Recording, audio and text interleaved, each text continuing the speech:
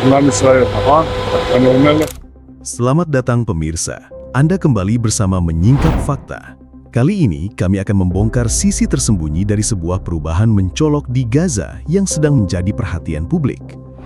Setelah berbulan-bulan berada di bawah gempuran, intensitas serangan Israel tiba-tiba mulai berkurang. Namun, perang belum dinyatakan selesai. Hamas belum menyerah, dan pasukan Israel masih bertahan di sejumlah wilayah. Lalu apa yang sebenarnya membuat serangan mulai dibatasi? Apakah tekanan Amerika Serikat mulai mampu menahan Israel? Atau ketenangan ini hanya jeda singkat sebelum situasi kembali memanas? Dan mengapa persoalan terbesar justru muncul ketika Hamas dan Israel mulai membicarakan siapa yang harus bergerak lebih dulu? Namun sebelum kita masuk lebih dalam, jangan lupa tekan tombol like dan subscribe. Dengan begitu, Anda tidak akan ketinggalan fakta-fakta tersembunyi yang akan kami ungkap berikutnya.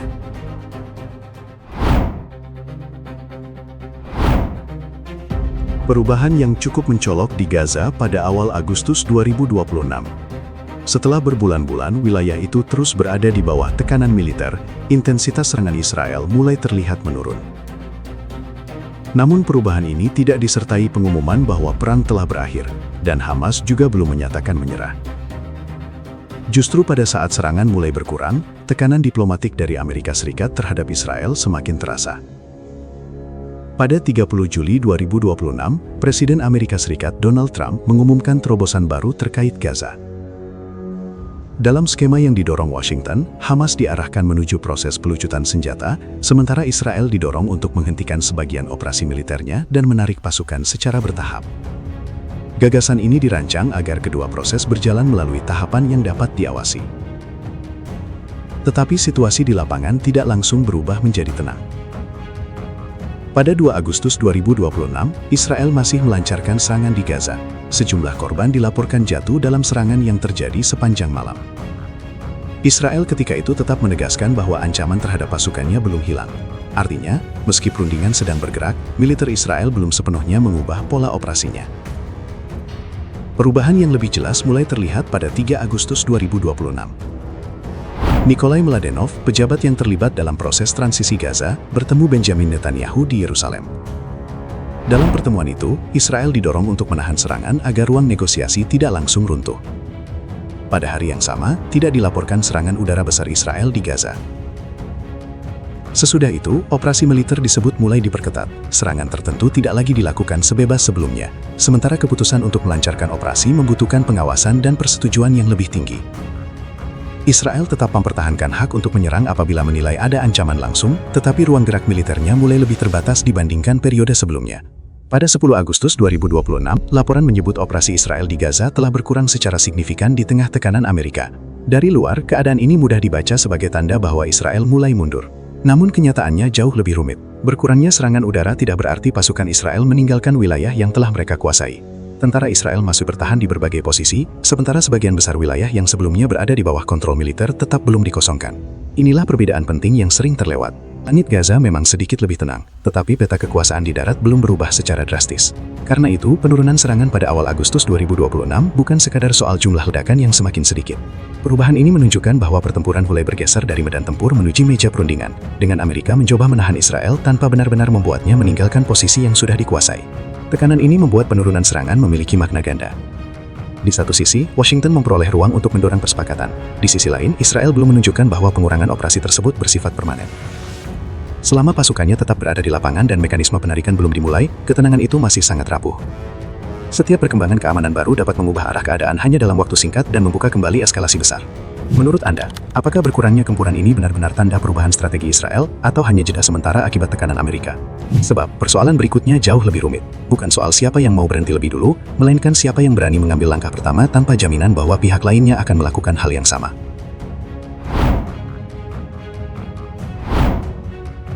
Pada 30 Juli 2026, skema baru untuk Gaza mulai memperlihatkan persoalan yang jauh lebih rumit daripada sekedar menghentikan serangan.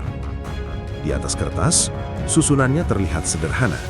Hamas diminta menyerahkan kemampuan militernya.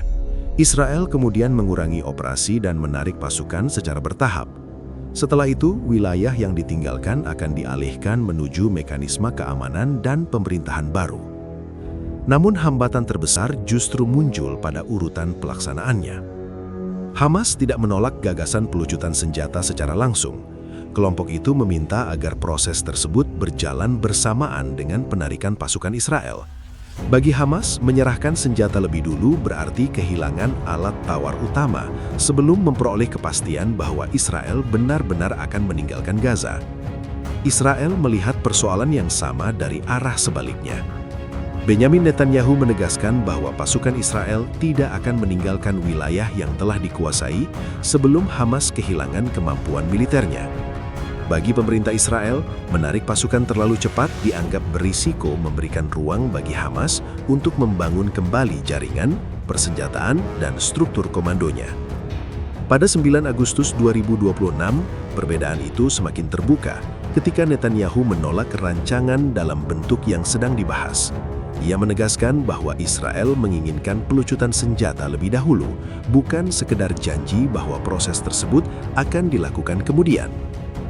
Disinilah negosiasi mulai menyerupai permainan saling menunggu.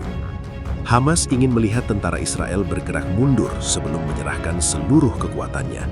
Israel ingin melihat senjata Hamas dilucuti sebelum menarik tentaranya. Tidak ada pihak yang ingin menjadi pihak pertama yang kehilangan sesuatu tanpa bukti bahwa pihak lawan akan memenuhi kewajibannya. Skema yang didorong Amerika sebenarnya mencoba memecahkan kebuntuan ini secara bertahap. Wilayah Gaza direncanakan dibagi menjadi beberapa sektor. Ketika suatu sektor dinilai telah memenuhi syarat keamanan tertentu, pasukan Israel akan mundur dari wilayah tersebut. Setelah itu, unsur keamanan lain akan masuk untuk menjaga stabilitas dan mencegah kekosongan kekuasaan. Rencana tersebut juga mencakup penghentian penggunaan senjata berat, gudang persenjataan, fasilitas produksi senjata, serta jaringan terowongan yang berkaitan dengan aktivitas militer.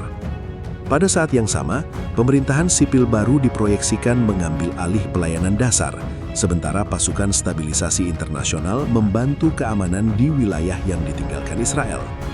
Dengan susunan seperti ini, setiap tahap seharusnya menghasilkan pertukaran yang dapat dilihat secara nyata. Hamas menyerahkan kemampuan tertentu, lalu Israel mundur dari sektor yang telah diverifikasi. Tetapi jika salah satu tahap dianggap tidak terpenuhi, seluruh rangkaian berikutnya bisa langsung tertahan dan negosiasi kembali macet. Tetapi mekanisme seperti ini hanya dapat berjalan jika kedua pihak percaya kepada proses verifikasi. Dan kepercayaan justru menjadi barang paling langka dalam konflik ini.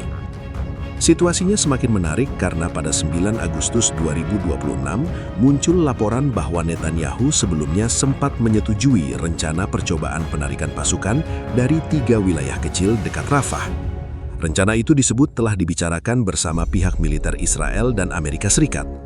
Namun tidak lama kemudian, sikap Netanyahu berubah. Ia kembali menegaskan bahwa tidak akan ada penarikan sebelum Hamas benar-benar dilucuti. Perubahan tersebut menunjukkan betapa cepat arah negosiasi dapat berbalik. Satu kesepakatan teknis yang terlihat hampir siap dijalankan bisa kembali tertahan hanya karena persoalan urutan. Menurut Anda, siapa yang seharusnya mengambil langkah pertama agar kebuntuan ini pecah? Hamas atau Israel? Karena pada bagian berikutnya, pertanyaannya akan lebih besar. Seberapa kuat sebenarnya Amerika mampu menekan Netanyahu, dan apakah Washington benar-benar bisa menentukan bagaimana perang Gaza berakhir?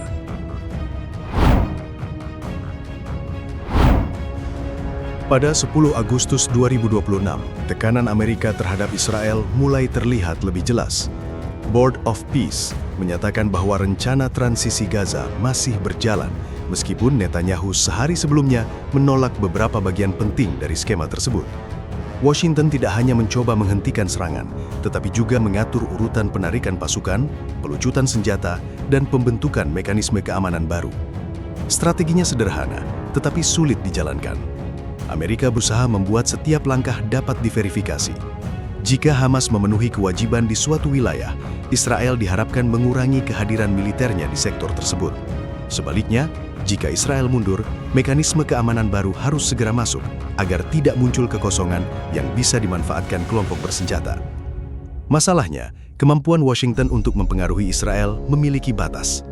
pada 9 Agustus 2026, Netanyahu menegaskan bahwa hubungan dengan Amerika tetap penting, tetapi Israel tidak akan menerima langkah yang dianggap membahayakan kepentingan keamanannya. Pernyataan itu menunjukkan bahwa tekanan politik dari Washington memang dapat memperlambat operasi, tetapi belum tentu mampu mengubah tujuan akhir pemerintah Israel. Perbedaan ini sangat penting. Menahan serangan bukan berarti mengakhiri strategi militer. Amerika mungkin bisa mendorong Israel mengurangi frekuensi serangan udara, mempertegas persetujuan operasi, atau menunda tindakan tertentu agar negosiasi tetap hidup. Namun, keputusan mengenai kapan pasukan ditarik dan kondisi apa yang harus dipenuhi tetap menjadi titik pertarungan utama. Ada persoalan lain yang membuat skema ini semakin rapuh. Pasukan stabilisasi internasional yang dirancang untuk masuk ke Gaza belum sepenuhnya siap.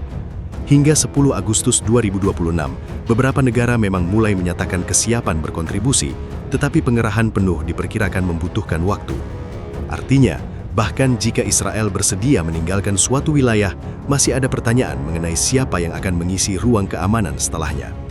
Kemudian pada 12 Agustus 2026, muncul pengingat bahwa ketenangan di Gaza dapat berubah kapan saja. Israel kembali melakukan serangan drone tertarget di Beit Lahiyah, Gaza Utara, terhadap seorang pria yang disebut sebagai komandan Hamas. Serangan itu menjadi salah satu tindakan tertarget pertama yang diumumkan Israel setelah beberapa hari operasi lebih terbatas. Kejadian tersebut tidak otomatis berarti seluruh negosiasi runtuh, namun serangan itu memperlihatkan sesuatu yang penting. Israel masih mempertahankan kemampuan untuk bertindak ketika menilai muncul ancaman baru. Dengan kata lain, tekanan Amerika belum menghilangkan pilihan militer dari meja Netanyahu. Karena itu, penurunan gempuran pada Agustus 2026 sebaiknya tidak dibaca sebagai akhir perang. Situasi ini lebih menyerupai masa pengujian.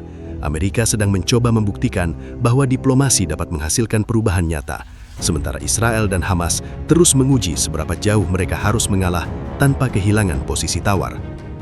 Menurut Anda, apakah Amerika benar-benar memiliki pengaruh cukup besar untuk memaksa kedua pihak mencapai kesepakatan, atau hanya mampu menahan konflik untuk sementara? Sebab jawaban sebenarnya mungkin tidak terlihat dari seberapa sedikit ledakan yang terdengar hari ini, melainkan dari apa yang terjadi ketika salah satu pihak akhirnya menolak bergerak. Berkurangnya gempuran di Gaza memang memberi kesan bahwa keadaan mulai bergerak menuju ketenangan. Namun di balik penurunan serangan itu, persoalan terbesar justru belum selesai. Hamas belum sepenuhnya dilucuti, Israel belum menarik seluruh pasukannya, sementara Amerika Serikat masih berusaha mempertemukan dua tuntutan yang saling bertolak belakang. Karena itu, fase ini belum dapat disebut sebagai akhir konflik. Gaza sedang berada pada titik yang sangat menentukan. Jika kesepakatan berhasil dijalankan, pengurangan serangan dapat menjadi awal perubahan besar. Namun jika salah satu pihak menolak memenuhi tahap berikutnya, ketenangan yang terlihat sekarang dapat berubah kembali menjadi eskalasi dalam waktu singkat. Demikian rangkaian fakta yang berhasil kami singkap hari ini. Jangan lupa subscribe ke channel Menyingkap Fakta dan aktifkan lonceng notifikasi agar Anda tidak ketinggalan pengungkapan fakta-fakta penting lainnya. Menyingkap Fakta, mengungkap kebenaran di balik setiap peristiwa. Sampai jumpa pada fakta berikutnya.